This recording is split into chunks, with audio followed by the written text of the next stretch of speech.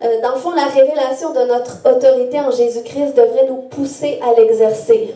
Pas seulement demeurer dans la connaissance ou demeurer juste dans la théologie, des choses qu'on apprend comme ça ou qu'on nourrit nos connaissances, mais ça devrait nous pousser à la mise en pratique.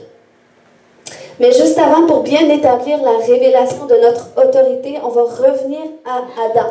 Vous savez, lorsque Dieu a créé Adam, il était comme le Dieu de ce monde.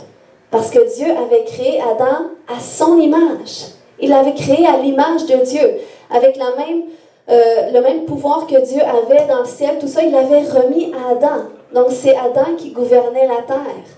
Il était comme le Dieu de ce monde, mais il a perdu cette fonction le jour où il a désobéi à Dieu.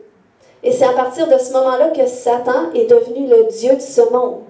Parce que là, il a réussi à faire désobéir Adam envers Dieu. Donc là, Satan est devenu le Dieu de ce monde. Et c'est à partir de ce moment-là que Satan a eu le pouvoir de dominer l'homme. Il a eu le pouvoir de dominer la création de Dieu. Et ça, c'est jusqu'à temps, par exemple, que le bail d'Adam soit expiré. Et le bail d'Adam s'est expiré le jour où Christ est entré en scène, avec tout son parcours jusqu'à la croix pour ressusciter d'entre les morts. Eh bien, c'est à partir de ce moment-là que le bail d'Adam est expiré, parce que la Bible nous parle de Christ comme étant le second Adam. On voit ça dans 1 Corinthiens 15, 45, ça nous dit que le premier homme, Adam, devint une âme vivante. Le dernier Adam est devenu un esprit vivifiant. Et ça dit que le premier homme, au verset 47, tiré de la terre, est terrestre, donc Adam, et le second homme est du ciel. Donc lorsqu'on vient dans ce monde, on vient à partir d'Adam. On sait que notre nature charnelle fait de nous des êtres voués à la destruction. Mais à partir du moment où Christ est venu pour amener le salut à l'humanité, eh bien là, c'est là qu'on peut participer à l'œuvre de Christ et on peut devenir cet esprit vivifiant en Christ. Parce que ça dit, tel est le terrestre, en Adam, tels aussi sont les terrestres, et tel est le céleste en Jésus, tels aussi sont les célestes. Et de même que nous avons porté l'image du terrestre, nous porterons aussi l'image du céleste. Donc, lorsqu'on parle de l'autorité du croyant, qu'on siège à la droite de Dieu, eh bien, on parle de cette dimension où est-ce qu'on porte l'image du céleste. Donc, est-ce qu'on peut se voir un instant à l'image de Christ? Amen. Amen. Il faut comprendre que Satan, il a le droit de nous dominer du moment où est-ce qu'on accepte Christ dans notre vie. Et c'est là qu'on vient siéger à la droite de Dieu et que là, Satan, au lieu de nous dominer, c'est lui qui devient sous nos pieds. Donc, c'est nous qu'on exerce une domination sur lui. Et ça, c'est important qu'on le sache. Lorsqu'on vit toutes sortes de choses, lorsqu'on voit toutes sortes de désastres, même autour de nous, parce que des fois, on remet toute la charge à Dieu, on dit, mais si Dieu existerait, ça irait pas aussi mal, pourquoi ça va aussi mal dans le monde? Eh bien, ça, c'est parce que les croyants n'ont pas suffisamment saisi leur autorité sur la terre en Jésus-Christ qui nous permettent de pouvoir changer les choses autour de nous. Amen. Amen. Donc, l'exercice de notre autorité repose sur deux révélations, puis je vous invite vraiment à méditer ces deux passages-là même que j'ai lus tout à l'heure dans Éphésiens 1:20, que Dieu a déployé en Christ sa grande puissance, jusqu'à l'infini même, ça nous dit, l'infinie grandeur de sa puissance, en le ressuscitant des morts et en le faisant asseoir à sa droite dans les lieux célestes. Et dans Éphésiens 2:6, il nous a ressuscités ensemble et nous a fait asseoir ensemble avec lui dans les lieux célestes en Jésus-Christ. Amen. Amen. Donc, il faut comprendre que à partir du moment où est-ce qu'on est assis dans les lieux célestes en Jésus-Christ, on est assis selon Éphésiens 1:21 au-dessus de toute domination, toute autorité, toute puissance, toute dignité, de tout nom qui peut se nommer. Non seulement dans le siècle présent, mais encore dans le siècle à venir. Parce que, comme on partageait la semaine passée, il y a tout un monde spirituel qui nous environne. et qui a une influence sur le monde naturel. Donc, c'est pour ça que nous, c'est spirituellement qu'on est assis dans les lieux célestes en Jésus-Christ, au-dessus de tout nom, au-dessus de tout pouvoir, toute dignité. Parce que oui, dans le monde spirituel, il y a des rangs aussi. Il y a des grands, tout le même... la même coordination de la société avec le gouvernement, les autorités, tout ça, eh bien, il se passe la même chose dans les lieux célestes. Mais la Bible nous dit qu'en Jésus-Christ, on a reçu le pouvoir au-dessus de toutes ces choses-là. Et notre rôle, c'est quoi? C'est de faire valoir la victoire de Christ à la croix. Faire valoir cette autorité-là qu'il nous a donnée. C'est ce qui le glorifie. Et c'est notre rôle, parce que sans nous, Jésus ne peut pas continuer sa mission sur la terre. Et c'est pour ça qu'il avait bien dit à ses disciples. Et il nous dit aussi ce matin dans Marc 16, 17, 18, « Voici les miracles qui accompagneront Joanne, qui accompagneront Marlène, qui accompagneront Nestlé en son nom.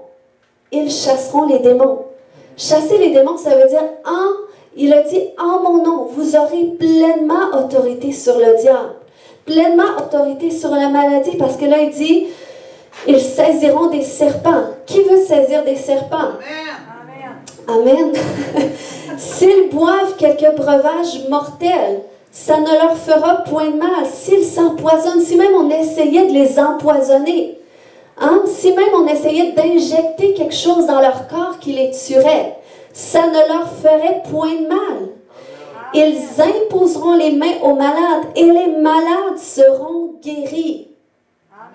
Donc ça, c'est l'autorité et la puissance qui accompagnent le croyant, celui qui accepte Christ dans sa vie. Et nous sommes appelés justement à marcher dans cette autorité. Et une façon d'exercer notre autorité sur le diable, c'est comment? C'est en revendiquant nos droits. Dis avec moi, revendiquer mes droits. Revendiquer mes droits. Amen. Donc, lorsqu'on revendique nos droits, il faut savoir qu'on n'exige pas quelque chose de Dieu, mais du diable.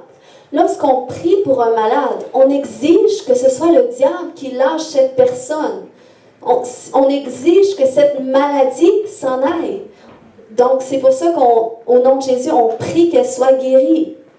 Puis il y a des gens qui disent, mais moi, je me vois mal exiger. Pourquoi? Parce qu'ils ne veulent pas peut-être être impolis avec Dieu. Surtout ceux qui ont peut-être plus grandi, en tout cas, c'est ce que j'ai vu souvent, ceux qui ont grandi plus avec la foi catholique, des fois sont plus réservés comme ça, puis c'est comme, moi je veux pas être impoli, Dieu je dois l'honorer, puis c'est comme Dieu, il semble très très haut, très très loin aussi. Mais c'est pas moi qui invente ça. Lorsque je dis exiger, c'est la parole de Dieu qui nous le dit. Regardez dans Jean 14, 13, 14, Jésus avait dit, tout ce que vous demanderez. Ici, lorsqu'on lit demanderez, dans le grec, c'est pas le mot prier. C'est pas tout ce que vous prierez en mon nom, je le ferai.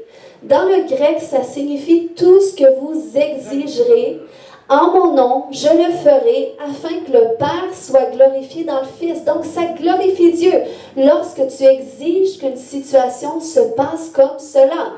Si vous exigez quelque chose en mon nom, je le ferai.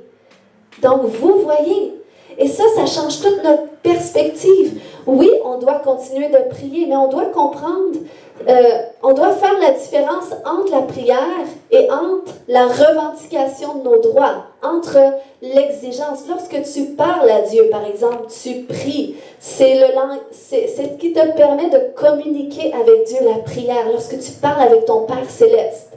Mais c'est une autre chose lorsque tu commences à revendiquer tes droits, à dire non, cette situation-là, je suis en désaccord avec elle. Ça doit changer. J'exige que cette personne-là soit sauvée, par exemple. C'est comme ça qu'on revendique nos droits. Puis, Jésus avait même dit dans Jean 16, 23, 24, « Quand ce jour-là, vous ne m'interrogerez plus. » Ça veut dire, vous ne demanderez plus, ou vous ne supplierez plus, ou vous ne prierez plus sur rien. En vérité, je vous le dis, ce que vous exigerez du Père, il vous le donnera en mon nom. Amen. Puis là, il avait dit, Jusqu'à présent, vous n'avez rien exigé. Donc, quand Jésus était sur la terre avec ses disciples, il disait, jusqu'à présent, vous n'avez rien exigé en mon nom. Mais exigez et vous recevrez afin que quoi? Afin que votre joie soit parfaite. Si tu manques d'être joyeux, c'est que tu manques d'exiger que des choses changent. Amen? Donc, c'est ce qu'on doit apprendre à faire. Puis, notre foi est agissante lorsqu'on a cette conviction que qu'est-ce qu'on a ordonné va se passer ainsi, même si on ne le voit pas. Mais la foi, c'est de croire même si tu ne le sens pas, même si tu ne le vois pas. Mais dans le fond, tu n'ouvres pas la porte au doute. Oui, on a tout le choix. On a le choix de penser blanc ou noir. On a le choix de laisser rentrer des pensées ou de les bloquer. Mais si tu dis non, j'ai déclaré ça, je m'appuie là-dessus, je siège dans les lieux célestes en Jésus-Christ. Dieu a créé la terre par sa parole. Donc, qu'est-ce que j'ai dit? Ça va créer quelque chose. Point. Et c'est comme ça que ça permet à ta foi, justement, d'être à l'œuvre. Maintenant, où est-ce que nos droits se situent? Parce que c'est important aussi de dire, eh bien oui, c'est bien de revendiquer nos droits, mais quels sont mes droits? Eh bien, nos droits se situent premièrement sur notre famille. Notre famille, c'est notre sphère d'influence légale. Nos enfants, nos petits-enfants, nos grands-parents, nos parents, nos oncles, nos tantes. On a un mot à dire sur notre famille. Oui, ça, c'est pas tout de suite. Je m'en viens. Mais c'est comme lorsque le diable se pointe le nez dans notre famille. Eh bien, c'est comme un voleur qui se pointe le nez chez nous. Si un voleur rentre dans ta maison, est-ce que tu vas te mettre à te cacher, à paniquer, à pleurer, à dire « Mais pourquoi il y a un voleur qui est rentré chez nous? Je suis tannée, les voleurs rentrent tout le temps. » Tu vas te mettre à chialer et à rien faire, puis à laisser le voleur, pendant ce temps-là, il prend tout ce qu'il veut, puis il dit « Il n'y a personne dans cette maison-là, je vais m'établir, je vais me faire à manger, je vais me faire à déjeuner, puis il ne s'occupe même pas de ses enfants, je vais prendre un de ses enfants. » Est-ce que tu vas commencer? Tu es le propriétaire de la maison. Ta famille, c'est ton territoire. Mais est-ce que, quand le voleur est là, tu vas commencer à être négatif, tout ça, à te cacher, puis à appeler une telle personne? « Tu peux-tu venir chez nous? Il y a un voleur, je ne sais pas quoi faire, j'ai peur, tout ça. » C'est correct, oui, d'appeler les autorités. Mais l'autorité, c'est Jésus-Christ. Et tu l'as en toi. Lorsque tu réalises l'autorité que tu as reçue en Jésus-Christ, s'il y a un voleur qui se pointe, tu vas prendre ton courage à deux mains, tu vas dire au nom de Jésus, tu quittes. Amen. Et c'est ce que Dieu nous appelle à faire. Amen. Puis, c'est comme l'autre jour, quand j'étais allée à Québec, il y avait une dame pour qui j'avais prié, puis le Seigneur m'avait donné une parole pour elle, puis je ne savais pas qu'est-ce qu'elle vivait. Mais elle vivait une situation difficile dans sa maison, puis la parole qui m'est venue, c'est comme, je sentais que cette dame-là était ébranlée, puis c'est comme le Seigneur me mettait à cœur de lui dire, tu ne parviens pas à avoir le contrôle dans ta situation. Tu ne trouves pas le contrôle. Mais par contre, tu as l'autorité. Peut-être que oui, c'est ça, c'est que cette dame vivait quelque chose de difficile, finalement, elle me raconter après qu'est-ce qui se passe. Mais le Seigneur m'a encore, c'est là que la parole a pris tout son sens pour moi en disant, oui, peut-être que justement tu te sens déstabilisé, c'est difficile, qu'est-ce que tu vis, tu n'as pas le contrôle, mais tu as l'autorité. Tu peux changer les choses. Et c'est ça qu'on doit comprendre. Puis avec les photos que vous avez vues tout à l'heure, c'est un exemple de mon petit garçon, c'est Noam. C'est que lorsqu'il est né, il avait de l'eczéma très sévère partout sur son corps. C'était pire au niveau des joues, puis c'est drôle parce qu'on prenait des photos puis on se disait « il est donc mignon », mais tu sais, quelques années après, on disait « ouais, ben, ça ressortait pas mal finalement ». Mais c'est ça, dans le fond, il y avait en tout cas des gros bobos, ça y piquait, puis dès sa naissance, là, puis en tout cas, il faisait des allergies aussi alimentaires. Puis, c'est ça, dans le fond, j'ai dû consulter, là, avant c'est 1 an, puis on m'a annoncé, c'est ça, qu'il faisait de l'eczéma sévère.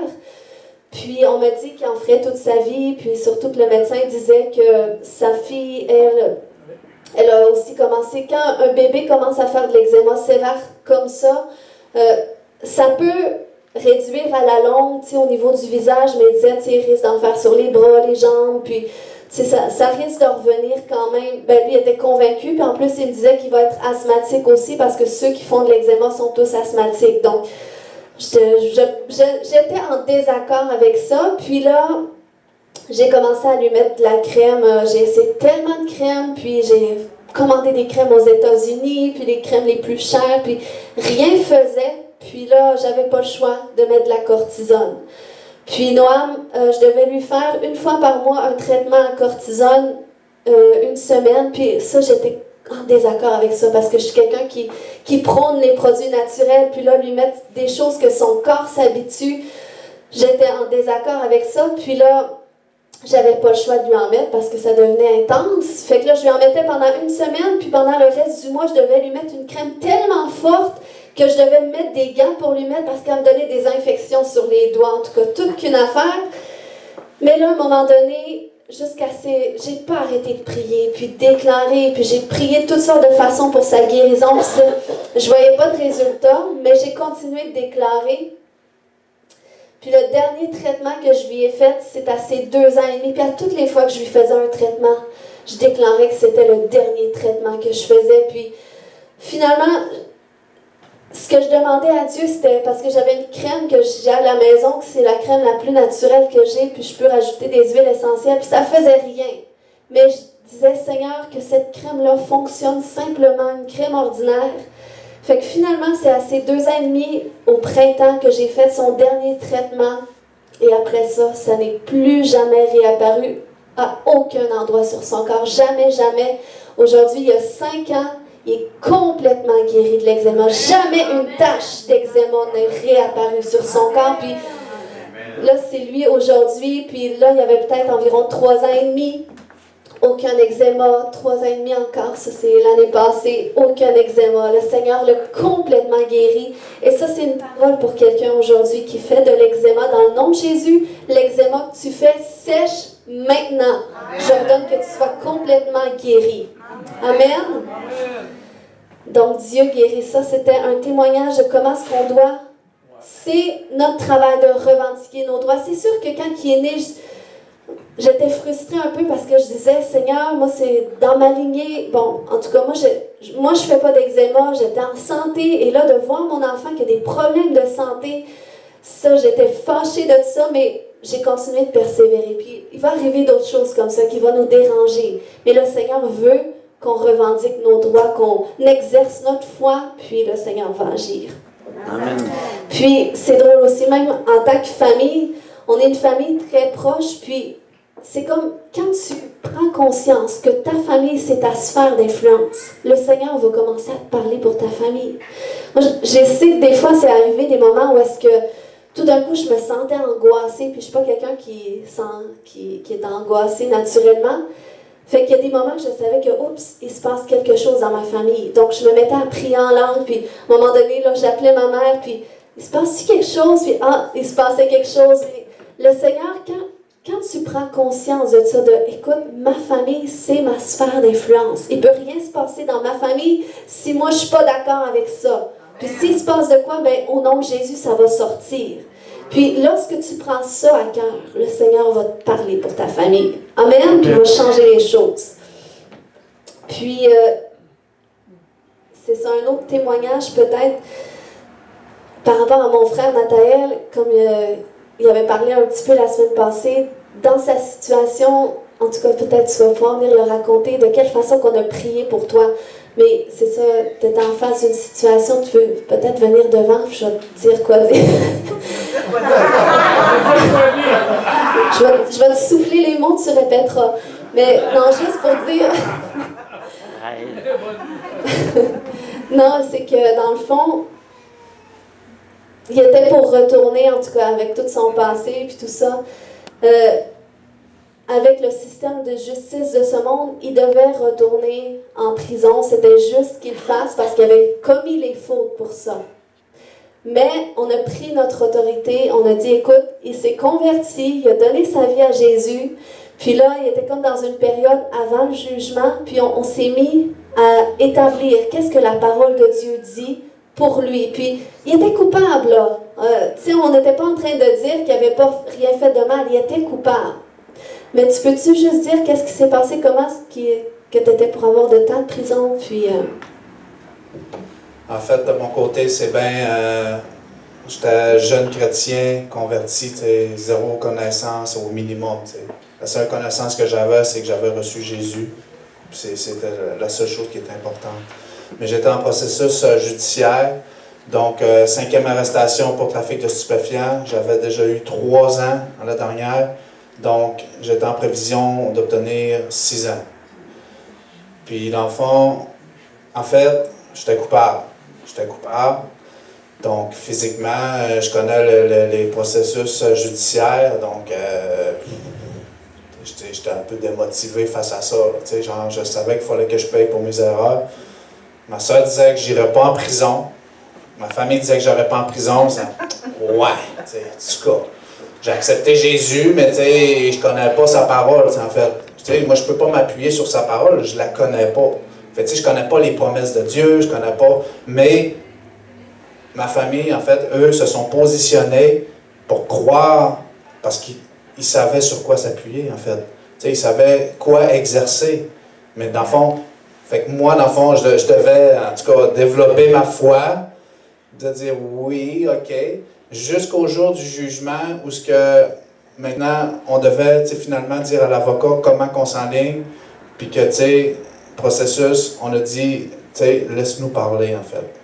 On a dit au juge, on n'ira pas en prison. On a demandé à l'avocat de dire, OK, on s'est gardé une réserve, on a dit, prison fin de semaine. On a dit genre 3 mois, genre prison fin de semaine. Juste pour pas dire genre, monsieur le juge, on plaide non coupable, pas de prison. Mais en tout cas. Fait que, ça a été. Mais de mon côté, c'était incroyable. Moi, je sais que c'est un miracle aujourd'hui. Mais de l'autre côté, il y a eu justement un processus de prière, de combat, de positionnement, de mise en autorité. Puis ça, je le comprends aujourd'hui avec la maturité que j'ai. Mais à mon moment, c'était je suis coupable, je dois payer, je dois faire de la prison, j'en ai toujours fait, je suis habitué. Puis c'est ça, tu sais. Mais c'est un peu. T'as combien de temps en prison? Finalement, ils ont sorti je ne sais pas quelle loi, de je ne sais pas où, de comment. Finalement, le juge a dit vraiment qu'il a sorti une loi qui permet de descendre en dessous de la sentence d'avant. Donc, j'ai obtenu 24 mois de détention, moins la thérapie et tout. Puis j'ai dit merci Seigneur. T'sais. Le jour de mon jugement, je suis allé en costume, pas de valise, rien, disant je ne vais pas en prison, t'sais, pas de valise. Je suis allé en prison, okay, mais j'ai remercié Seigneur parce que j'ai eu une sentence de 2 ans, que moi, mon cœur, même s'il voulait y croire, s'attendait à 5-6. Je m'en allais 5-6. Mais j'ai eu 2. Ça a créé des déceptions, mais Dieu a un plan, en fait. Continuez de croire. Dieu a un plan. C'est que dans le fond, j'ai obtenu quelque chose d'impossible pour des gens du même statut que j'avais au niveau des crimes. C'est après 2 mois et demi, j'ai eu une libération. C'est un miracle. Après 2 mois et demi. Les agents correctionnels refusaient le processus que j'allais entamer parce que dans le fond, j'ai demandé le 6e, puis que dans le fond, tu ne peux pas avoir le 6e pour un multirécidiviste qui n'a rien à faire, qui n'a rien compris, qui vient tout le temps, revient. Puis l'agent correctionnel il dit non, moi je ne t'appuie pas. Ben, moi j'ai dit, c'est pas grave, même si tu ne m'appuies pas, moi je veux y aller. Moi, dans le fond, je veux y aller parce que après ce que j'ai vu au palais de justice, je savais qu'il n'y avait rien d'impossible. Puis j'ai eu l'opportunité de plaider encore en faveur devant un comité. J'ai obtenu après 2 mois et demi. Sorti en maison de transition. Puis après un autre 2 mois, sorti de la maison de transition, libre. Fait que pour un crime qui est grave, multirécidiviste, j'ai fait au total 2 mois et demi où j'ai eu l'opportunité de grandir spirituellement même. De témoigner de ma foi, de grandir, de lire ma parole. 2 mois et demi de vacances. Logé, nourri avec ta Bible. Amen. Tu te lèves, tu sors de ta cellule, tu prends ton plateau, tu manges, Après ça, tu te retournes, puis tu lis ta parole. Amen. Qui veut ces 2 mois et demi de vacances?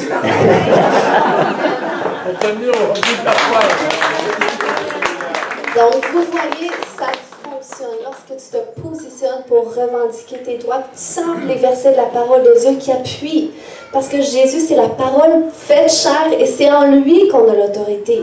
On est assis en lui, à ses côtés. Puis, je vous invite à déclarer pour votre famille, Dieu va faire des choses extraordinaires. Amen. Ensuite, Dieu nous donne l'autorité sur les gens qui viennent sur notre chemin. On n'a pas le pouvoir de prendre une décision à la place de quelqu'un, mais on a le pouvoir de prier pour une intervention particulière en sa faveur et Dieu va le faire. Jésus avait dit à ses disciples, allez par tout le monde, prêchez la bonne nouvelle. Ça, c'était le commandement que Jésus avait donné à ses disciples.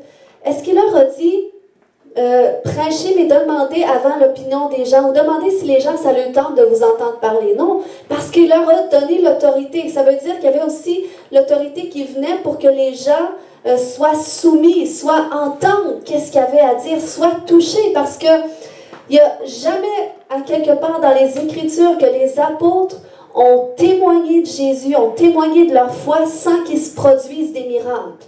Le Saint-Esprit était toujours à l'œuvre, soit pour convaincre de péché, amener au salut, amener la guérison, amener la délivrance, parce que c'est le moyen que Dieu a choisi pour convaincre de sa réalité. Donc c'est pour ça que lorsque le Seigneur t'envoie prier pour quelqu'un, c'est sur lui que tu dois t'appuyer pour le résultat. Parce que toi, tu n'as pas le pouvoir de faire apparaître un nouveau règne à quelqu'un. Mais tu peux croire que Dieu est capable de le faire.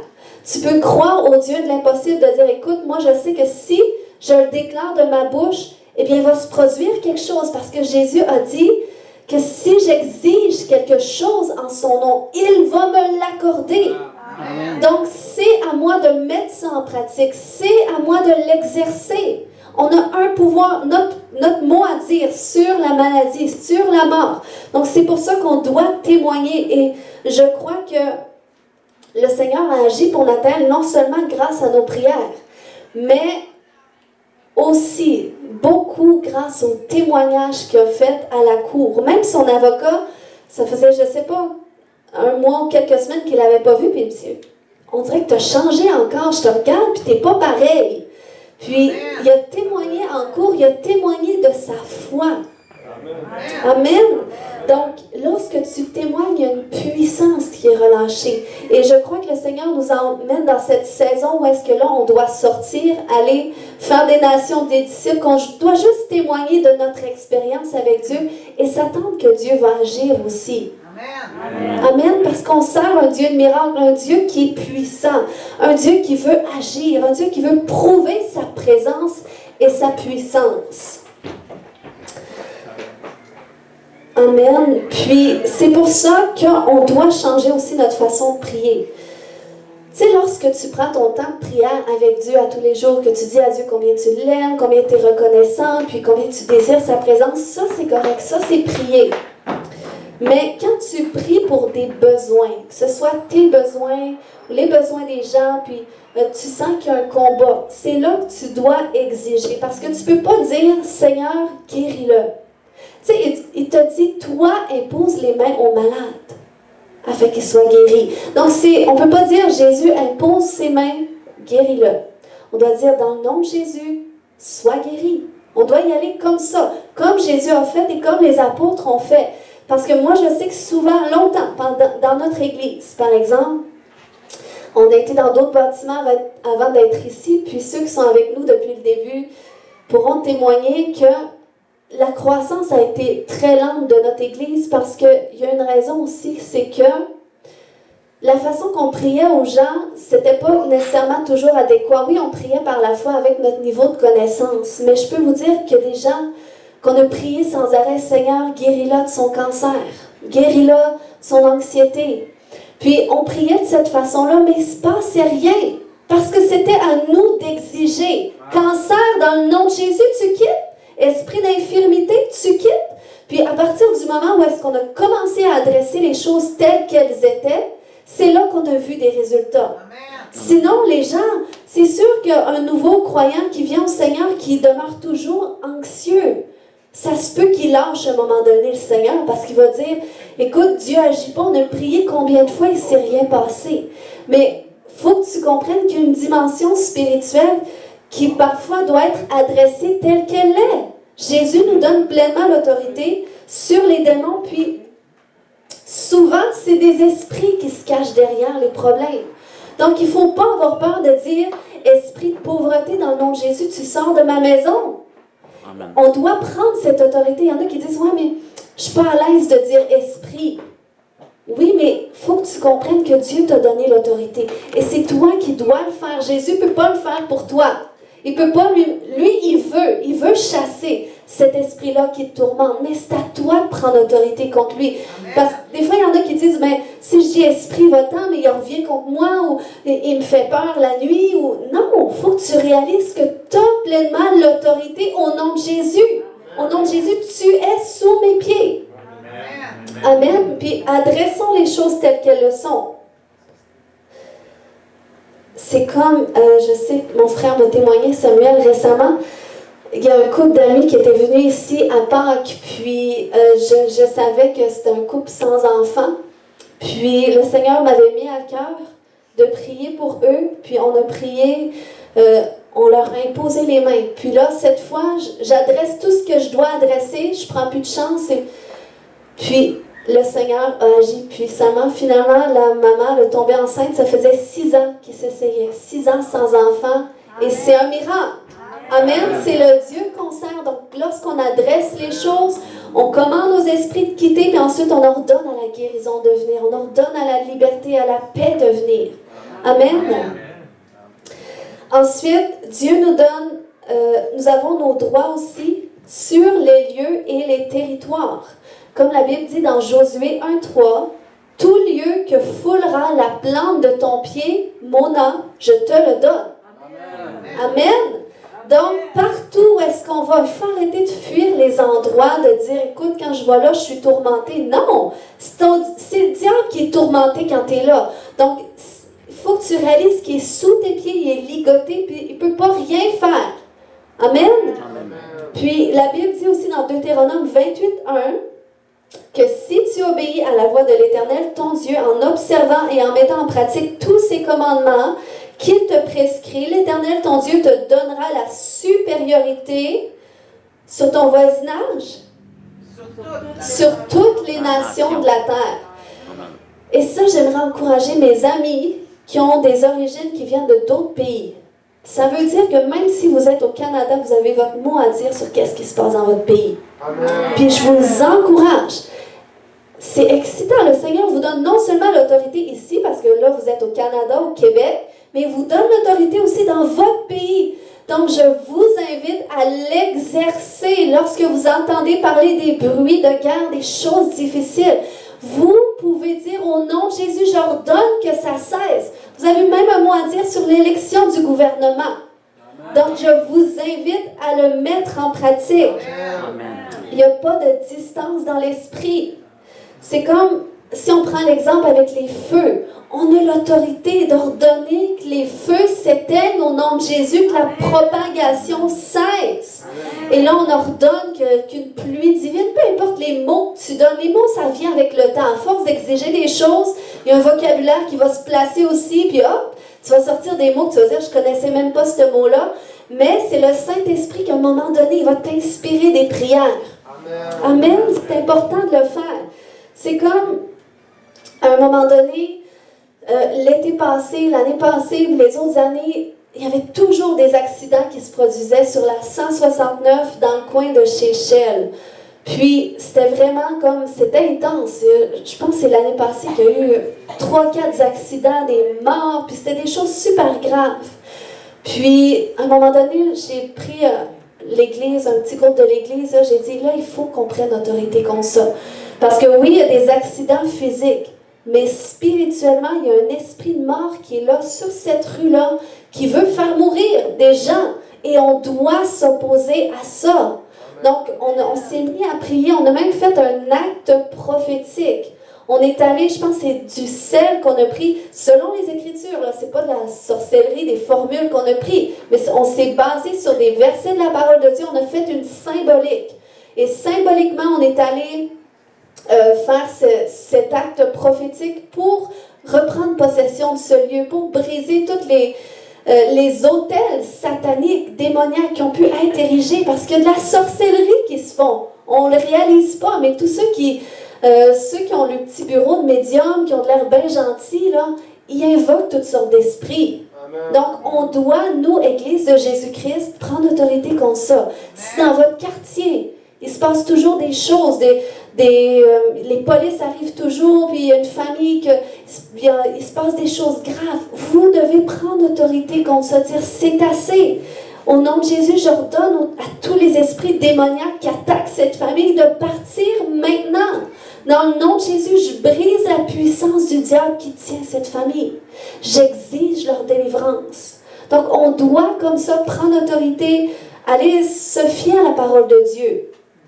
Puis, aussi, ça c'est pour des choses, bon, dans le combat spirituel, mais on vit toutes sortes de choses dans notre quotidien, puis des fois, on peut avoir tendance à se plaindre, de dire, ben moi, il faudrait que ma situation, je préférais que ce soit comme ça, puis, tu sais, des fois, on peut se plaindre de notre situation, mais apprenons à déclarer qu'est-ce qu'on veut voir arriver. Puis, je voulais faire témoigner, Jonathan, 2 minutes, par rapport à ton travail. Oui. Par rapport, oui, tu sais. Amen. Effectivement, quand on veut prendre autorité sur notre vie, sur les situations qui n'est pas toujours évident, des fois, comme mon frère Nathalie disait, tu sais, quand on... Comment je pourrais dire ça? Au niveau de la parole, j'ai appris cette année à lire de plus en plus la Bible, de saisir la parole de Dieu, puis d'avoir plus de connaissances, puis aussi au niveau de l'autorité. Puis j'ai, même à mon travail, ce qui est arrivé au printemps, l'année passée, avec mon père, j'ai dit, regarde, je vais avoir plus de vie, je veux profiter de la vie maintenant.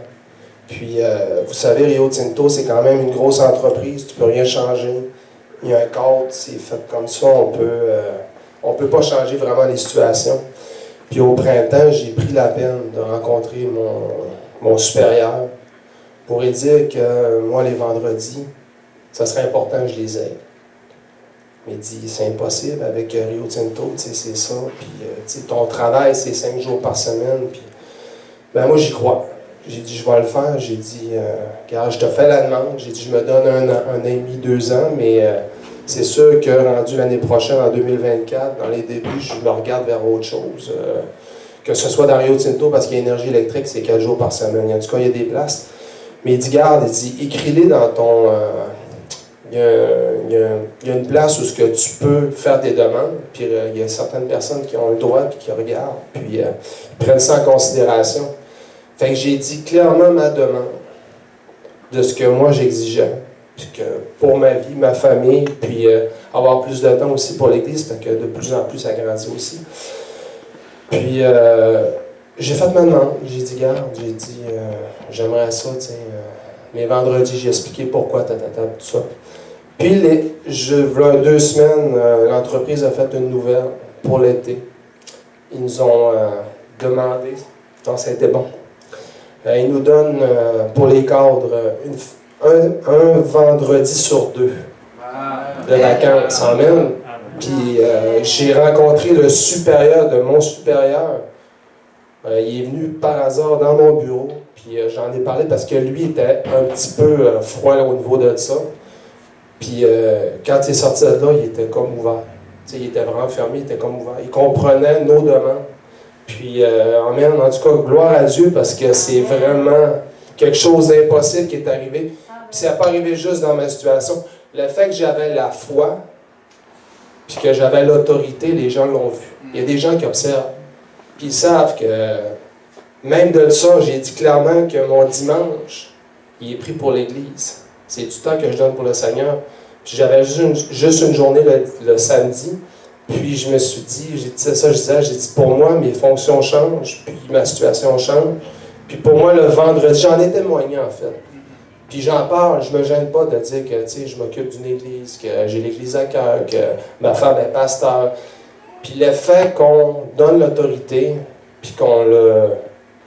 Comment que je pourrais dire ça? Qu'on puisse l'exerce, bien, les gens observent, puis ils voient la situation, puis ils disent, c'est vraiment un miracle, tu sais. Puis les gens aussi en bénéficient. Fait que, amen, gloire à Dieu. Amen. Amen. Donc, qui veut un 4 jours d'ouvrage, prends-le ce matin.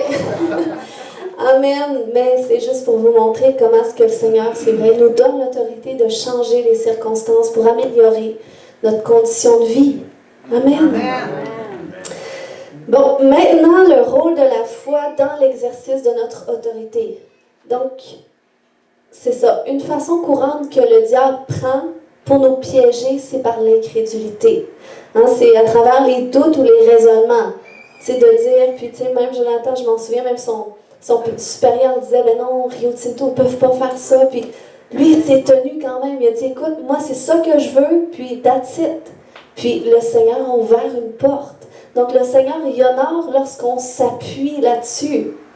Tu sais, Oui, il y a l'autorité, mais il y a le leadership aussi. Oui. Le Seigneur sort en nous autres. Bref, non, c'est vraiment... Amen.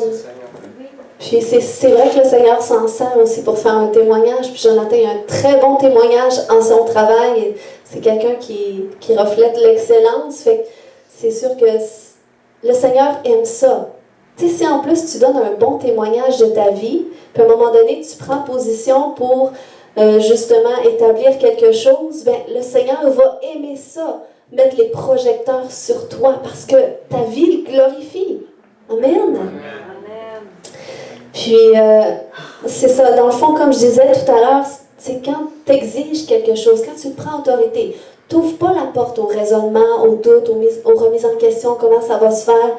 Tu sais, c'est comme quand j'avais un problème, j'étais vraiment bloquée au niveau de ma respiration, puis là, mon mari, là, il se rendait compte que t'as peu, là, il y a quelque chose qui va pas, j'étais assise de même, j'essayais de respirer. Fait que là, il commençait à s'inquiéter, puis là, à dire, mais là, qu'est-ce que ça peut être? Fait que là, on commence à regarder sur Google. Puis là, juste, tu sais, moi, je m'appuyais dans la foi, donc c'est pour ça que j'en parlais pas trop, puis je vivais un peu ça en retrait, je dirais, parce que j'exerçais ma foi. Je me disais, je sais que le Seigneur va répondre, puis je m'appuie sur lui. Mais là, quand il a commencé à s'inquiéter pour ça, ben là, c'est comme si que là, je suis comme devenue inquiète aussi à un point où est-ce que là, je disais, ben là, je devrais-tu rentrer à l'urgence? Puis j'en chéquais, tu sais, tellement que là, j'avais peur, mais tu sais, 2 minutes avant, j'étais correcte, j'étais dans la foi, puis tout ça.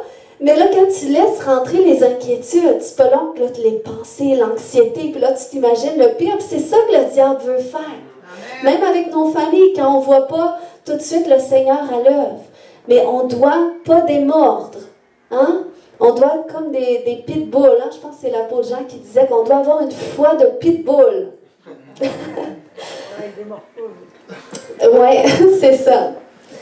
Donc, c'est ce qu'on doit faire, puis il faut savoir que ça va fonctionner. Il faut avoir la conviction que même si on ne va pas, ça va finir par fonctionner. C'est pour ça qu'on doit persister.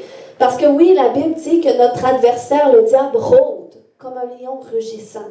Mais le croyant peut lui empêcher de venir dévorer. Et c'est ce qu'on doit faire. Mais pour ça, c'est sûr que c'est important de ne pas donner accès au diable.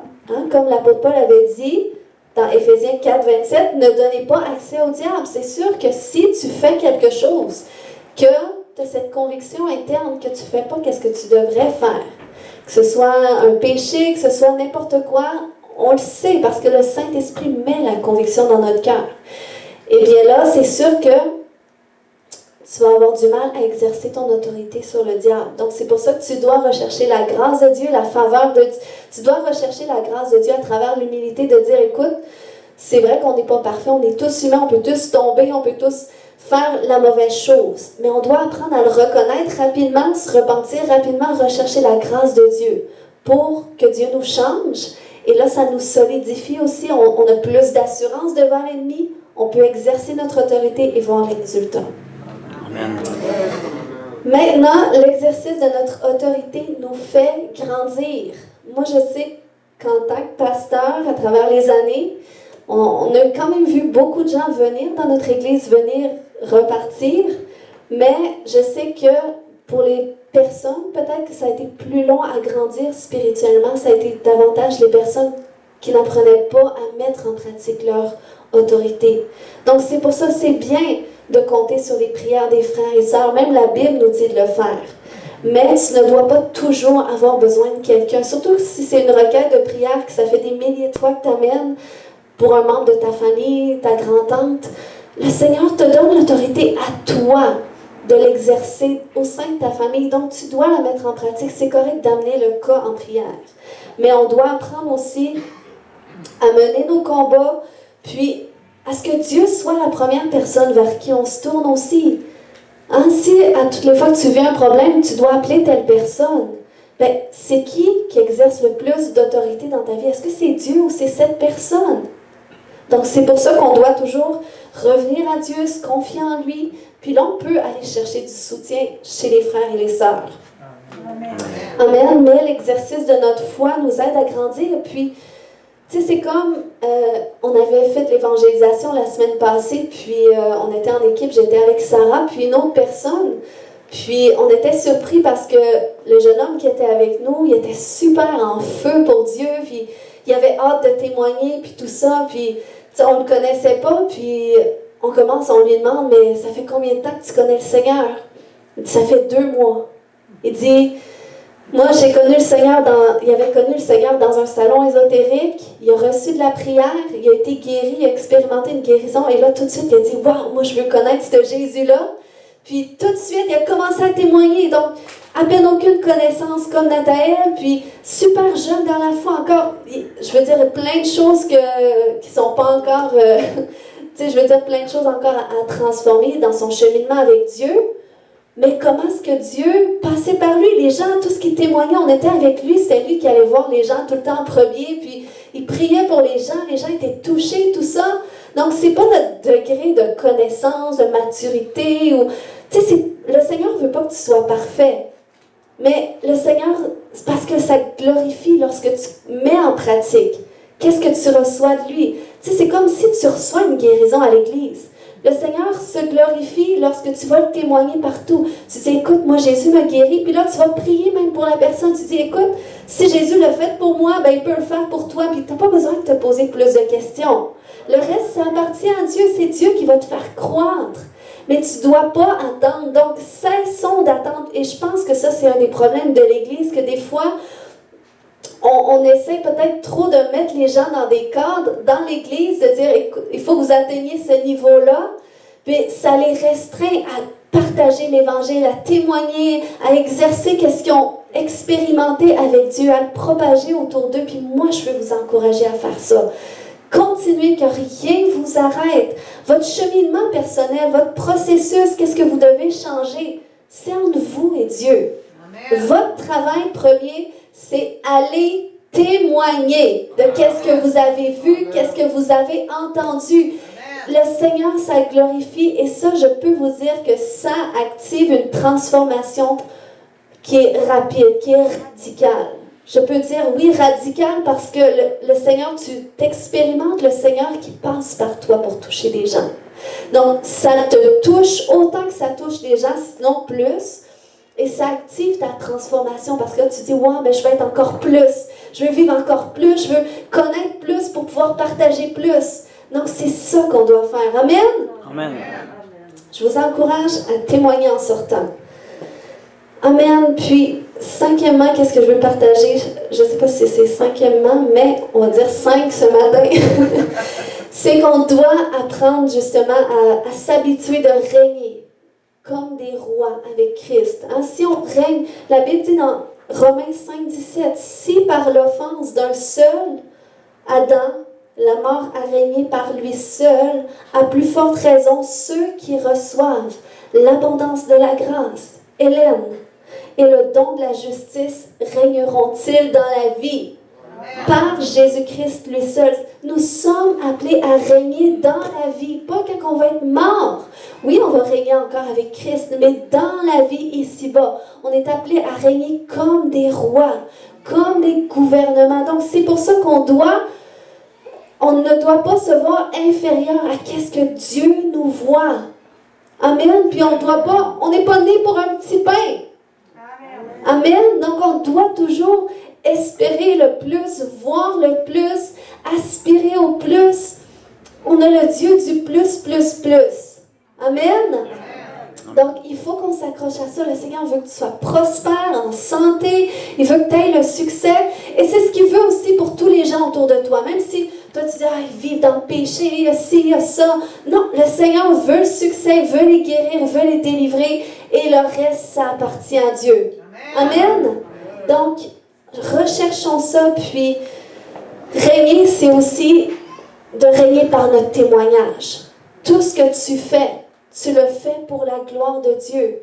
Parce que les gens te regardent, les gens te voient. Et c'est pour ça, tu sais, il y a un passage en parole qui dit que lorsque tu fais un travail, par exemple, tu ne dois pas juste bien faire quand ton supérieur est là. Mais tu dois le faire en tout temps, par excellence. Parce que c'est pour Dieu que tu le fais. Puis moi, je me souviens, avant que je sois pasteur, j'étais dessinatrice en bâtiment, puis j'excellais pas dans mon travail à 100% dans le sens que c'était Dieu qui me passionnait. Je voulais servir Dieu, puis des fois dans mon travail, au lieu d'être totalement concentrée sur mon travail, j'étais concentrée sur les choses de Dieu, la Bible, tout ça. Puis je m'avançais dans ma spiritualité, mais je savais d'un côté que je faisais pas la bonne chose. Puis oui, des fois j'ai fait des erreurs. Donc, c'est important, tu sais, puis ça joue sur notre témoignage. On peut être super spirituel, mais si tu fais pas un bon travail, eh bien là, ça salit ton témoignage, même si tu es full spirituel. Donc, c'est pour ça que c'est important, tout ce que tu fais. Il faut que ça reflète l'excellence de ton Père qui est dans les cieux. Et tu demandes à Dieu, Seigneur, donne-moi la motivation. Peut-être que ça se peut que le travail que tu fais, c'est pas ça que tu es appelé à faire tout le temps. Mais là, dans la saison où tu es appelé à le faire avec excellence. Amen. Donc, ce matin, on va prier. On va prier pour une activation, qu'on soit zélé vraiment comme le premier jour. Amen. Comme le premier jour où est-ce qu'on a vécu une expérience personnelle avec Christ, qu'on a voulu le partager à tout le monde, qu'on a voulu que tout le monde expérimente ce Jésus qu'on a expérimenté. J'aimerais que le Seigneur nous ramène à cet endroit où est-ce qu'on se dit là, il faut que je témoigne, j'en peux plus, je veux prier pour un feu frais ce matin, comme Jérémie, un feu qu'on ne peut plus contenir en nous. Amen. Est-ce qu'on peut se lever ensemble? J'aime qu'on puisse se lever lorsqu'on prie parce que c'est comme si tu dis à Dieu, me voici, je suis prêt. Je suis prêt, me voici Seigneur. Alléluia. Seigneur, merci pour ta présence. Merci pour ta parole, Père, que tu nous enseignes, Seigneur Dieu. Qui a été une semence pour certains, qui est venu arroser la semence de d'autres, Seigneur Dieu. Mais c'est à toi qu'appartient la croissance. Et Père, merci que tu veux nous faire croître. Tu veux nous faire croître à travers l'exercice de notre foi, à travers l'exercice de ta parole, Seigneur, qui est vivante. Seigneur, on veut que tu nous utilises. Est-ce qu'il y a quelqu'un qui dit à Dieu, je veux être utilisé de toi? Je veux être utilisé de toi. Je veux faire une différence autour de moi. Est-ce que tu peux commencer à l'exprimer de ta bouche à Dieu? Amen, alléluia, Seigneur Dieu. Oui, tu veux m'utiliser. Tu veux m'utiliser beaucoup plus que qu'est-ce que tu m'utilises en ce moment. Alléluia, Seigneur Dieu, je te prie de ranimer ce matin le témoignage de chaque personne. Chaque personne a un témoignage particulier. Chaque personne a des expériences particulières et a une façon de parler de toi qui leur revient à eux, qui est personnelle à eux. Et c'est une façon que tu veux utiliser pour rejoindre des gens. Pour rejoindre des gens. Seigneur, on veut se repentir pour toutes les fois où est-ce qu'on n'a pas été un bon témoignage, Seigneur, par le travail qu'on a fait ou par l'image qu'on a donnée de nous-mêmes, Seigneur, parce qu'en même temps, on est appelé à être ton reflet. Merci ce matin que tu nous pardonnes. Est-ce qu'on peut demander pardon à Dieu? Comme ça, on va ressortir de ce lieu plein d'assurance qu'il n'y a aucune condamnation pour nous, parce que nous sommes pleinement en lui. Nous sommes pleinement en toi, Jésus. Alléluia, Seigneur, merci que tu nous accordes ton pardon. Même pour toutes ces fois où est-ce qu'on n'a pas témoigné, qu'on aurait dû témoigner. Seigneur, tu nous accordes ton pardon. Tu nous accordes ton pardon aujourd'hui. C'est un jour nouveau. C'est une semaine nouvelle qui commence, Seigneur Dieu. Tu veux nous revêtir de ton onction, de ta puissance, Saint-Esprit. Alléluia. Si tu veux être fraîchement revêtu de sa présence, lève les mains ce matin. Lève les mains. Alléluia. Viens, Saint-Esprit. Viens, Saint-Esprit. Viens déverser un feu frais, un feu nouveau. Alléluia. Un feu nouveau. Dans le nom de Jésus, je vais prendre autorité contre tous les tourments, contre tout ce qui tourmente mes frères et mes sœurs en ce moment, contre tous les mensonges de l'ennemi, dans le nom de Jésus, contre toutes les limitations que l'ennemi occasionne. Dans le nom de Jésus, je te commande de partir maintenant. Si tu as mal dans ton corps, ce matin, je t'invite à mettre la main là où tu as mal. Et je te commence à exercer ton autorité. Et je vais unir ma prière à la tienne ce matin. Si tu as mal quelque part, exerce ton autorité. Commence à exiger que la douleur parte maintenant. Commence à exiger. Dis douleur dans le nom de Jésus, tu quittes. Tu me quittes dans le nom de Jésus. Je brise ton pouvoir contre moi. Tu n'as plus de pouvoir au nom de Jésus. Alléluia. Maintenant, je commande à tout esprit d'infirmité, tout esprit qui occasionne cette douleur, tout esprit d'angoisse, d'anxiété, maintenant je te commande de libérer dans le nom de Jésus. Dans le nom de Jésus.